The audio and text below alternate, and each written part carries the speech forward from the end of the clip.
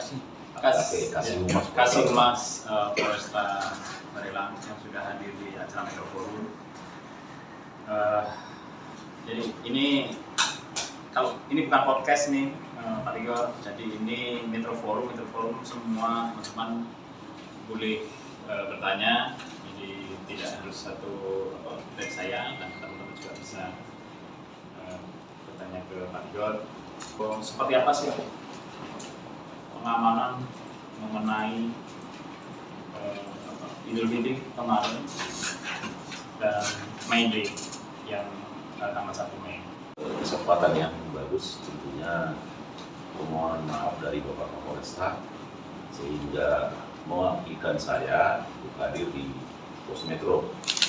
Artinya karena beliau ada kegiatan lain sehingga beliau berhalangan tidak bisa hadir di Pos Metro. Tentunya beliau hal seperti ini tentu menyambut baik, karena ini adalah tujuannya penyampaian kita kepada masyarakat. Selaku Polresta Barelang, saya selaku Kasih Humasnya, apa yang harus kita sampaikan yang dibutuhkan oleh masyarakat. Terkait dengan pertanyaan tadi, tentunya dalam hal pengamanan May Day ini tentunya sesuai dengan instruksi Bapak Kapolda dan disampaikan ke Bapak Kapolresta agar dalam hal pengamanan saudara-saudara kita, rekan-rekan buruh yang kemarin melaksanakan Hari Buruh Internasional, jangan underestimate dalam hal pengamanannya. Tentunya buruh-buruh itu adalah saudara-saudara kita, ya tentunya juga menuntut kesejahteraan bagi saudara-saudara kita buruh yang kemarin. Ya tentunya pengamanan yang dilakukan oleh Polresta Barelang yang kemudian di backup oleh Polda Kepri dan semua TNI Polri, baik Satpol PP dan stakeholder yang ada yang terkait dalam hal pengamanan kemarin, tentunya berjalan dengan baik dari masyarakat, baik dari kalangan buruh itu sendiri. Artinya memahami kebutuhan dari buruh itu dan memahami masa ulang tahun dalam hal buruh internasional. Jadi saling memahami. Tentunya para stakeholder yang ada seperti Bapak Kapolres, Bapak Dandim, dan Bapak Wali Kota menyambut baik, termasuk Ketua DPRD Kota Batam kemarin menyambut baik dan bersedia hadir dan menyambut semua saudara-saudara kita yang berdemo dengan tentu humanis. Ya, yang sebelumnya juga Bapak Kapolresta mengingatkan benar kepada personil jangan melakukan hal-hal gerakan-gerakan yang tidak perlu. Silakan layani dengan humanis sesuai dengan SOP yang ada, sesuai standar. Ya, itu adalah saudara-saudara kita yang mau menyampaikan aspirasi dan kita terima dengan baik. Dan tugas kita adalah mengamankan saudara-saudara kita, buruh untuk melaksanakan demo. Kira-kira begitu, Pak. Pengamanan Idul Fitri dimulai dengan kita di masa bulan suci Ramadan. Itu sudah ada perintah secara langsung dari Bapak Kapolri dan Bapak Kapolda, kemudian diteruskan ke Bapak Kapolresta bahwa mulai kegiatan aksi bulan Ramadan, kehadiran Polri harus ada di tengah-tengah masyarakat dan harus memantau keberadaan masyarakat itu sendiri bagi saudara-saudara kita yang kemarin yang melaksanakan berpuasa. Ya tentunya pemantauan tidak luput dari kita, baik dari instansi lain. Nah, kita bersama-sama untuk melakukan pengamanan, dilanjutkan sampai dengan pelaksanaan Idul Fitri kemarin, yaitu sholat Id. Bahkan kemarin juga mungkin rekan-rekan media sudah tahu, sengaja Bapak Kapolresta itu melaksanakan sholat Id di Simpang Dam. Nah, begitulah Bapak Kapolres itu hadir di tengah-tengah masyarakat dengan situasi seperti itu. Ya sebenarnya kalau kita lihat beliau sangat antusias dengan penanganan yang di Simpang Dam. Bahkan sampai beliau di masjid seperti itu dia hadir sholat Id bersama-sama dengan masyarakat kami. Tujuannya apa? Agar masyarakat juga paham apa yang dilakukan oleh Polri sebelumnya di Simpang Dam itu memang betul-betul adalah untuk kebaikan bersama. Kira-kira begitu. Kita Polresta Barelang, Polda Kepri melakukan mudik gratis dengan cara setelah hari H pelaksanaan Idul Fitri. Nah itu mungkin mengingat pertimbangan arus balik. Nah jadi sehingga Bapak Kapolresta memberikan perintah kepada jajarannya untuk menyiapkan 500 tiket mudik gratis ataupun arus balik, ya, karena dua kemungkinan. Ada yang belum melaksanakan mudik pada hari Idul Fitri, mungkin bisa dilaksanakan dengan itu. Ada yang datang berkunjung ke Kota Batam, dipersilakan untuk bisa mengambil tiket mudik gratis yang disiapkan oleh Polresta Barelang dan Polda Kepri. Nah, itu buktinya kemarin kita secara bersama-sama dengan Forkopimda, Bapak Kapolda sendiri yang melepas, disaksikan oleh Forkopimda Kota Batam. Itu hanya 475, ya mungkin selebihnya bisa mungkin pada penumpang ya perjalanan berikutnya, tapi terkhusus untuk penumpang kapal Roro dengan tujuan kemarin Kuala Tunggal dan Sepatnya. Kalau bisa tahun depan sampaikan ke Pak Kapolres ada juga mudik gratis ke Jawa gitu. Pesawat. Iya. Jadi tak bisa mudik. Ramadan dan Idul Fitri kemarin, ada nggak peningkatan tingkat kriminalitas di Batam? Namun secara data yang kita miliki di Polresta Barelang, kriminal itu hanya standar-standar saja, tidak ada hal-hal yang menonjol yang wah gitu, sehingga membuat suasana masyarakat Kota Batam jadi tidak nyaman atau merasa ngeri atau gimana, tidak. Berarti kriminalnya standar-standar saja.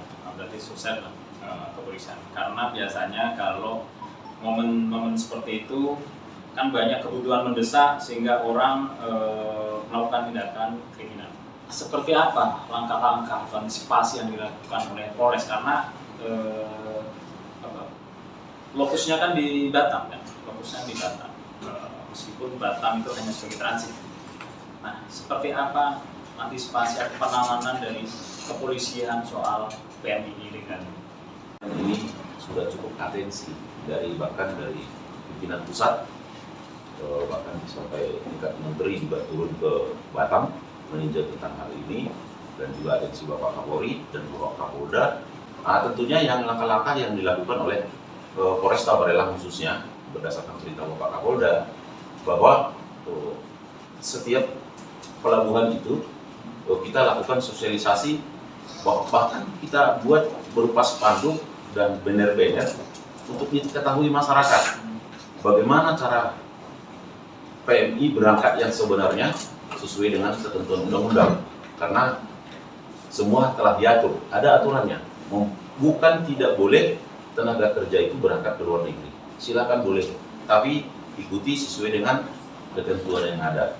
Terus juga biar ada pemahaman dari masyarakat juga harus paham juga. Jadi jangan memfasilitasi orang-orang yang ilegal ini sehingga bisa berangkat dengan ilegal. Akhirnya seperti yang kita lihat di berita-berita, bahkan beberapa bulan yang lalu dan tahun yang lalu banyak korban yang meninggal di laut, yang hal-hal karena tidak legal. Nah, ini antisipasi, karena ini adalah masalah manusia, ya.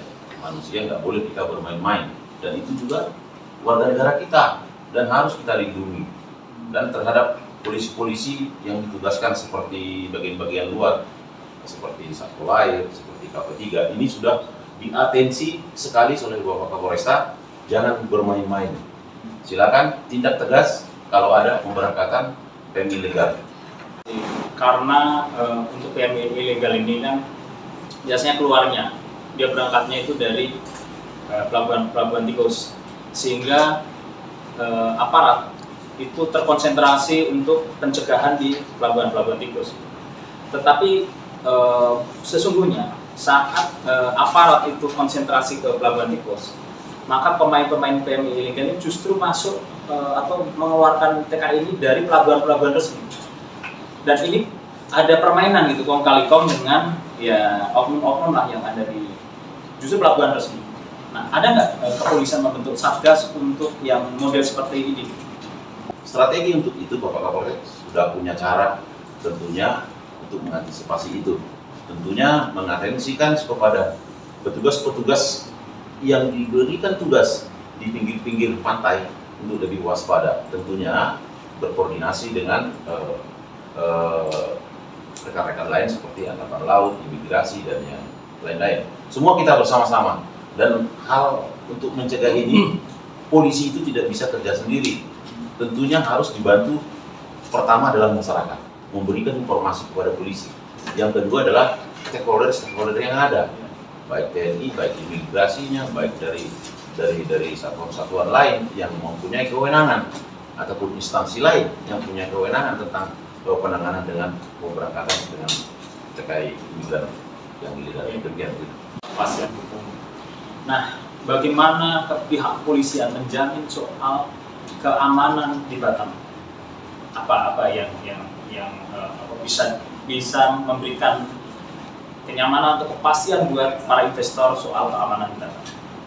Untuk caranya tentunya adanya koordinasi antara pemerintah daerah dengan pihak Polri dengan instansi-instansi yang terkait dengan tugas pengamanan itu, bagaimana kita menangani atau memberikan rasa aman kepada investor kita yang akan masuk ke Batam. Tentunya harus kita berikan jaminan. Jaminannya apa? Ya tentunya masing-masing seperti Polri dan stakeholder yang ada melaksanakan tugasnya sama-sama. Artinya memberikan keamanan sama-sama sesuai dengan fungsinya. Nah, ada perhatian khusus lah. Artinya, contohnya seperti yang disampaikan oleh Bapak Wali Kota, kita akan jaga keamanan investor di Kota Batam. Ya tentunya hal itu semua harus dipahami oleh semua masyarakat dan juga petugas keamanan yang ada. Nah, ada pengamanan khusus, kita berikan pengamanan khusus. Ada seperti kita sudah ada bidang-bidangnya Pak, seperti perusahaan-perusahaan khusus yang melakukan investor itu sudah ada bidang kopi, ada bidang-bidang yang kita sudah siapkan, itu lebih digalakkan lagi, lebih memonitoring. Ya tentunya kita juga perkembangan apapun tentang keamanan, kita juga petugasnya sudah ada memonitoring. Apa yang dibutuhkan masyarakat juga ada, karena kita juga di dalamnya ada intel, ada semuanya lengkap yang akan memonitor ini perkembangan keamanan yang ada. Dan inilah yang digunakan oleh Bapak Kapolresta, bagaimana caranya untuk memberikan rasa aman kepada masyarakat Kota Batam, baik itu investor sendiri. Seperti apa kesiapan di tahun politik? Ya tentunya namanya sudah tugas ya. Apalagi ini pesta demokrasi, nggak boleh main-main, ya kan? Nggak boleh main-main. Ya tentunya sangat diatensi pimpinan-pimpinan Polri yang namanya demokrasi. Silakan berdemokrasi, berbeda pilihan, tapi mari sama-sama kita jaga keamanan. Artinya apapun yang kita lakukan, yang pertama itu aman dulu. Ya, kita mau memilih siapapun kalau tidak aman saya kira tidak bisa. Tapi kalau dengan dasarnya kita sudah aman hukum guyup seperti yang dibilang Bapak Kapolresta Batam, saya kira tidak ada masalah. Hal apapun bisa kita hadapi kalau kita memang bisa memberikan rasa aman secara bersama-sama, baik itu dari Polri, baik dari masyarakatnya sendiri, saling mendukung. Ya tentunya seperti program Kapolres, Pak, ini menciptakan masyarakat bahwa di masyarakat itu juga diaktifkan kembali si skambling itu. Karena kita mulai dari kecil-kecil, dari kelompok masyarakat kecil ini, kita bikin dulu dia merasa tanggung jawab dengan keamanan di lingkungannya. Kemudian membesar begitu. Makanya kemarin Bapak Kapolresta memberikan program-program pengamanan siskamling, mengaktifkan kembali siskamling itu dari lingkungan masyarakat kecil. Akhirnya nanti semua paham dan mengerti bagaimana pentingnya keamanan itu sendiri. Polresta Barelang, langkah-langkah bagaimana mengembalikan kepercayaan masyarakat kepada institusi kepolisian sehingga masyarakat percaya kepada polisi. Meskipun kita paham lah bahwa yang melakukan yang merusak institusi itu oknum gitu kan, hanya segelintir oknum. Tetapi bagaimanapun tetap merusak secara keseluruhan lah, terkena imbasnya secara keseluruhan. Bisa dipaparkan Pak Igor? Kebun sudah memonitor ya hasil lembaga survei yang terakhir yang dikeluarkan oleh Detikom, berapa tingkat kepuasan masyarakat, tingkat kepercayaan masyarakat itu sudah mencapai 73 ya, 73 sekian persen. Ya tentunya ini kita berbicara skop Batam ya. Saya nggak berani berbicara skop nasional karena bukan di level saya. Ya tentunya saya selaku Kasihhumas Polresta Barelang melihat ya, ini yang nyata, pure yang saya lihat dan saya lakukan. Karena Kasihhumas ini sering bergabung dengan rekan-rekan media yang membawa sumber informasi ke Polri. Ya tentunya yang dilakukan oleh Polresta Barelang menampung semua aspirasi masyarakat. Ya permasalahan yang ada di masyarakat sekecil apapun. Ya buktinya dengan kita dari program Bapak Kapolri adanya Jumat Curhat. Nah jadi ini Bapak Kapolres ini berputar. Nah jadi ketika memang masyarakat itu tersampaikan aspirasinya, curhatnya tentang keamanan, tentu Bapak Kapolresta langsung memerintahkan langsung di situ. Ini kamu tangani. Ini masyarakatmu butuh seperti ini, butuh pengamanan seperti ini. Nah, ini mungkin yang nyata yang dirasakan sehingga tingkat kepercayaan masyarakat itu bisa meningkat. Ya contohnya air di lingkungan kami ini tidak mengalir Pak. Nah tentunya mungkin Pak Polisi ini kan bukan urusannya air, tapi Pak Polisi ini bisa menyampaikan kepada yang berwenang atau yang bertanggung jawab tentang hal itu, menyampaikan, Pak ini masyarakat sini menyampaikan air di sini macet-macet loh. Nah, contohnya seperti itu. Jadi bukannya harus polisi itu tentang Kamtibmas juga. Jadi makanya disampaikan itu adalah Jumat Curhat. Jadi setiap hari Jumat, setiap polsek itu melaksanakan. Bahkan Kapolres pun berkeliling. Kapolres ini berkeliling per kecamatan. Ya mungkin besok di kecamatan ini, besok di kecamatan ini. Nah, tapi semua Kapolsek di Kota Batam ini setiap hari Jumat wajib melaksanakan Jumat Curhat. Kapolres segera eksekusi apa keluhan masyarakat. Kalau memang bukan kewenangan kita, sampaikan kepada stakeholder yang ada, yang di bidangnya. Tapi kalau masalah keamanan, seperti yang kemarin, ada satu daerah di Kota Batam, Pak, kami tidak pernah melihat polisi patroli di sini. Wah, nah itu Kapolres langsung perintah tegas, Kapolsek besok masukkan lain patroli, wajib lewat sini. Nah ini langsung dia mau ngomong sama Kapolres bisa, mau ngomong sama Kapolsek bisa, tinggal curhat aja, namanya juga curhat. Curhat itu identik dengan kedekatan dan tidak dibatasi. Iya, dibatasi. Nanti Kapolresnya ngomong, jangan ngomong ya. Kapolsek itu memerintahkan Babin Kamtibmasnya segera tidak lanjuti ini, saya minta progres. Nah, nanti kalau sudah ada progres, laporkan ke saya bagaimana penanganannya. Begitu. Kecuali memang ada juga kayak gini nih, namanya juga masyarakat kan, kita harus tampung semua. Pak, ini saya sudah melapor 3 kali, kenapa belum ditangkap-tangkap Pak? Ini sering kali ini. Jadi mungkin ini saya jelasin ya. Jadi polisi itu bekerja sesuai dengan aturan. Ya, ada aturan yang mengatur, nggak bisa nabrak, menegakkan hukum, menabrak hukum. Jadi ini yang sebenarnya pemahaman ini yang harus disampaikan ke masyarakat. Ya, sebagian masyarakat sudah tahu dan paham, tapi sebagian masyarakat juga belum paham itu. Yang penting tahunya pelapor polisi sudah besok tangkap aja, dia sudah ini. Tapi ini yang perlu tugas Babin Kamtibmas kami mensosialisasikan bagaimana proses ini. Jadi sehingga dia tidak kecewa, ya bisa terlayani tentunya. Cuman kadang-kadang langsung negatif aja. Ini polisi ini ada apa nih, tanda tanya ini.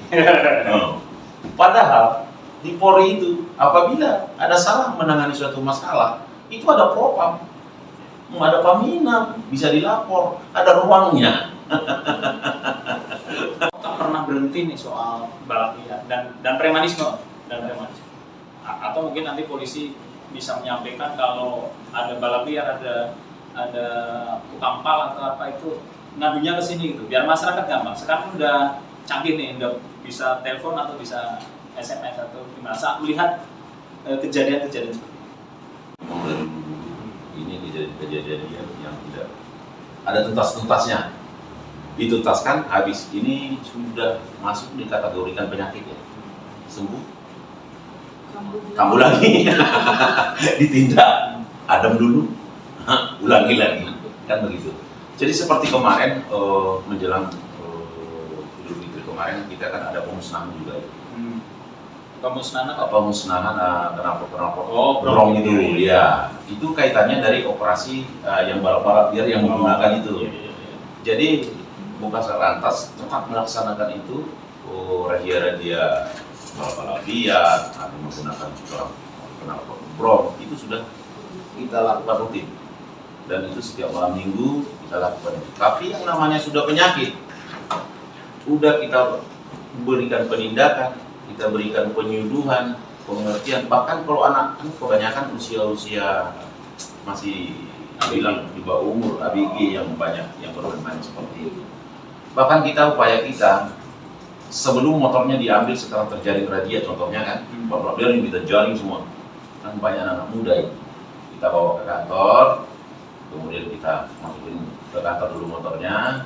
Nah, kalau memang dia pakai knalpot brong, kita suruh ganti dulu. Ya kemudian kalau nanti dia sudah merasa bersalah, kemudian kita panggil orang tuanya kalau anak-anak. Kita panggil. Nah, sudah buat pernyataan juga. Bahkan kita suruh dia ke RT. Kami minta persetujuan RT dulu lah. Jaminan dulu, baru kita keluarin. Nah, tujuannya apa? Itu tadi. Efek jerah ya? Iya, efek jerah. Preman itu bisa kita kategorikan ya.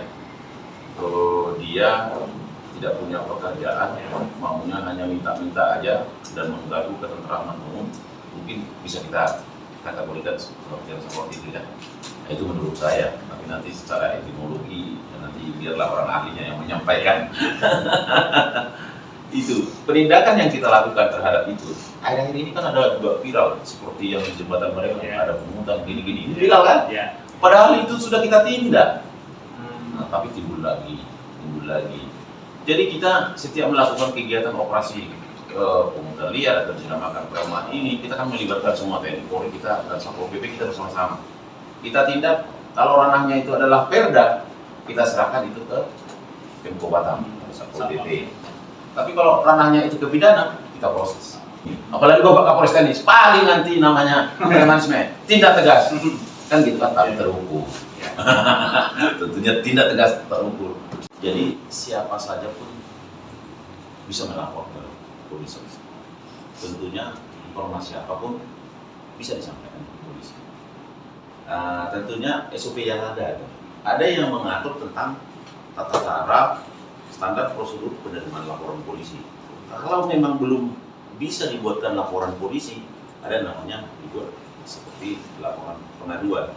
Nah, ini nanti dididik juga apakah dia ada tindak pidananya, baru naik ke pembuatan laporan polisi. Terkait dengan orang yang melapor, sebenarnya semua masyarakat itu bisa melaporkan ke polisi terdekat. Tapi ada masalah teknis. Ya contoh, masalah pelaporan penyerobotan lahan. Tapi sebenarnya ini sebenarnya kepentingan pelapor juga. Tujuannya adalah kepentingan pelapor juga, mempercepat, mempermudah. Penanganan penyerobotan lahan contohnya di Barelang, dilaporkan di Polsek Barelang penyerobotan lahan. Data lahan apapun tidak ada di Polsek Barelang, yang ada mungkin di Polresta Barelang, kemudian yang bisa berkomunikasi ke BP Batam. Ya, ada untuk cepat penanganannya. Jadi sehingga banyak disarankan, udahlah Polresta Barelang melapor. Tapi kalau masalah kasus-kasus biasa, kasus-kasus yang kejahatan jalanan, silakan aja lapor. Kalau memang tidak mau melapor, sampaikan juga, bisa dilaporkan ke Propam. Ada pengaduan kita di aplikasi. Iya, boleh. Ada aplikasi di situ Propam, laporkan saja. Semua kita terbuka dan transparan. Yang namanya kerja nggak benar, gas. Melayani masyarakat harus seperti ini. Sudah punya website ya, baik semua medsos kita. Sedikit aja komen pengaduan di situ pasti kita, karena atensi. Apalagi yang nyampe ke Bapak Kapolri, medsosnya itu, wajib kita respon. Apa permasalahannya sehingga sampai melambung seperti itu kan? Kita harus hadir. Jangan viral dulu baru bertindak. Kan ini yang ngetren sekarang ini.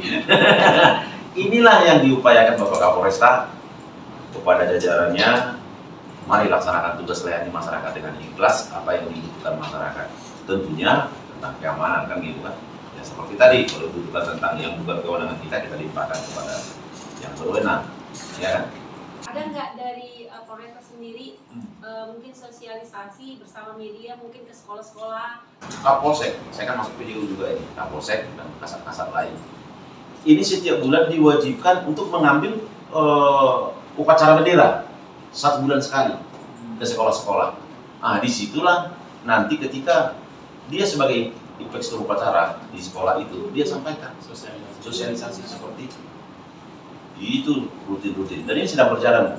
Yang mudah-mudahan nanti ke depannya ya bisa dirasakan oleh masyarakat. Mudah-mudahan membaca Pos Metro bisa mengambil lah apa yang disampaikan oleh Pak Kasih. Terima kasih. Kita beri aplaus buat. Terima kasih. Kita tutup. Wassalamualaikum warahmatullahi wabarakatuh. Selamat siang. Selamat siang.